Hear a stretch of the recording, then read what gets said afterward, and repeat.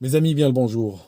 Vous savez, très souvent, les auteurs islamiques n'ont pas hésité à brosser les califes et les hommes de pouvoir dans le sens du poil, parfois allant jusqu'à raconter des histoires absolument abracadabrantes, grotesques, ridicules.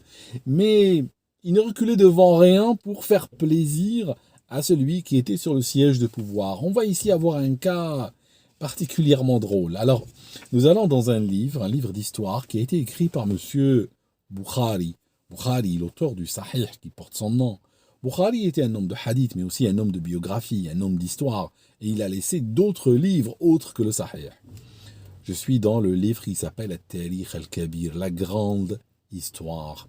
Et en fait, là, c'est tome 5, page 138, et on a une scène très particulière, qui est une scène d'enterrement.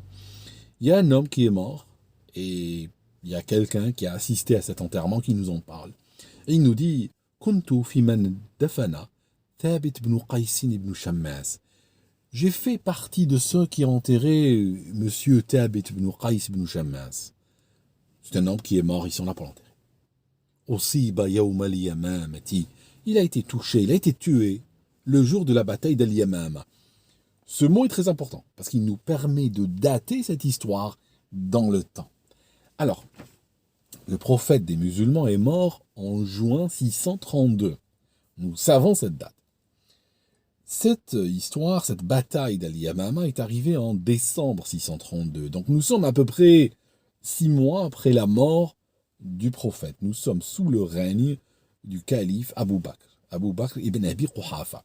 Monsieur ibn Abi Quhafa a pris le pouvoir littéralement dans les 2-3 jours après la mort du prophète. D'ailleurs, il a pris le pouvoir avant même l'enterrement de la mort du prophète, et l'enterrement de ce dernier a été retardé, voire même abandonné, d'après les livres d'histoire, parce que justement, les gars, les uns et les autres, se battaient pour le pouvoir. Je vous raconterai cette histoire dans le détail si vous le souhaitez. Donc, on est sous le califat d'Abou Bakr, et on éclatait tout de suite, pratiquement, au moment où on enterrait le prophète, on éclatait des guerres. Pourquoi? Parce que énormément de tribus musulmanes on dit que nous, on est musulmans, on reconnaît le prophète et tout ça, on a le Coran, on a tout, on a la tradition. Mais ce gars que vous appelez calife, nous, on ne sait pas ce que c'est. Ni on le reconnaît, ni on veut suivre ses ordres, ni on veut lui payer des impôts, ni rien du tout. Donc, à ce moment-là, ces tribus ont été déclarées des tribus qui ont fait de l'apostasie. Alors qu'en fait, elles n'ont fait aucune apostasie, elles ont rejeté le califat. Autre chose, c'est il y a eu également d'autres tribus qui ont décidé de quitter l'islam. Parce qu'au bout d'un moment, le prophète est mort, ils se sont dit, bon, ça ne nous intéresse plus, au revoir. À ce moment-là, Abu Bakr, le premier calife, Ibn Abi Quhafa, ne va pas faire dans la dentelle. Il ne va pas faire dans la communication. Il va immédiatement lancer des armées contre ces tribus-là, avec des ordres extrêmement précis qu'on trouve plein dans les livres, qui demandent de les tuer en les brûlant avec le feu.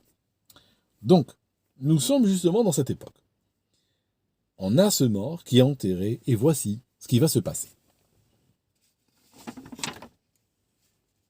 Quand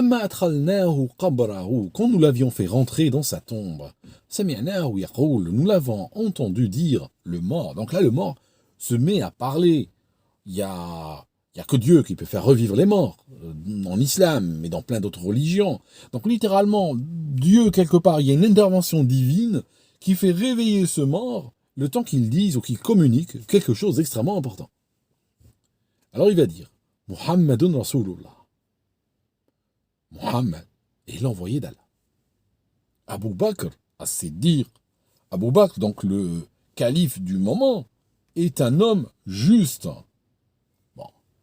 Voilà, donc même le mort se réveille pour dire quelque chose de positif sur l'homme de pouvoir, qui sera très content de l'apprendre. Omar, al-Shahid. Alors là, il va plus loin. Il va nous dire, Omar, al-Shahid. Omar, ce sera le prochain calife à ce stade-là, au moment de la guerre d'Al-Yamama, de la bataille d'Al-Yamama. Nous sommes à 18 mois avant le début du califat d'Omar. Ça signifie à ce stade, personne n'est censé savoir qui sera le prochain calife. Donc, non seulement il va nous dire qui sera le prochain calife, donc Omar, et il va nous dire Al-Shahid, ça signifie il est mort martyr. Oui, Omar a été a été tué durant son règne. D'ailleurs, beaucoup de califes ont fini tués. C'était un système de pouvoir, malheureusement, qui est enchevêtré dans une violence historique qui semble continuer de génération en génération. Et il va dire quoi encore? Othman, là, le troisième calife.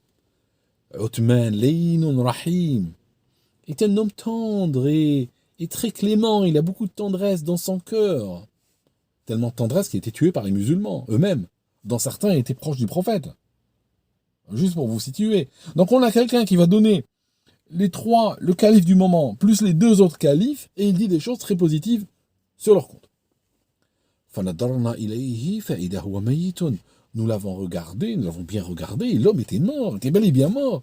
Mais il parlait, donc vous voyez, même les morts parlent en disant des choses positives sur les hommes de pouvoir. Alors, il y a une signature très intéressante dans cette histoire, c'est que il aurait pu continuer et parler du quatrième calife, Ali. Pourquoi il n'en a pas parlé? Il aurait pu dire 2-3 mots sur le calife Ali, pour faire un petit peu crédible et faire un petit peu genre, bon voilà, je suis pas orienté. En fait non, il va pas le faire, il va s'arrêter là le mort. Alors pourquoi? Parce que ceci porte la signature des hadiths écrits ou des histoires inventées à l'époque omeyyade. Parce que l'époque omeyyade, Ali était maudit, même durant la prière, il le maudissait. C'est écrit dans plein de livres sunnites, que le maudissement à Ali faisait partie de la prière, était une obligation courante, et il y a des gens qui le maudissaient toute la journée, pour plaire au calife et aux ordres des califes. Eh bien, on voit bien que ici, même en inventant un mensonge tendant à glorifier les califes passés, eh bien, ils n'ont pas eu ça leur aurait fait trop mal, malgré tout, de continuer leur mensonge et de rajouter un mot gentil sur Ali. Donc ils ne le font pas, et on voit bien qu'ils citent que les 3 califes, et ils s'arrêtent. En tout cas, voilà, c'était juste une petite histoire. Je sais que c'est pas tout le monde qui a le temps de regarder des vidéos de 40 minutes ou d'1 heure ou autre, et je voulais juste vous montrer un cas extrêmement caricatural, mais attention, ce n'est pas le pire. Il y a d'autres, il y a pire que cela. Si vous voulez, la prochaine fois, je vous raconte un cas beaucoup plus caricatural que celui-ci. Merci beaucoup pour avoir regardé cette vidéo jusque-là, et on se voit dans une autre.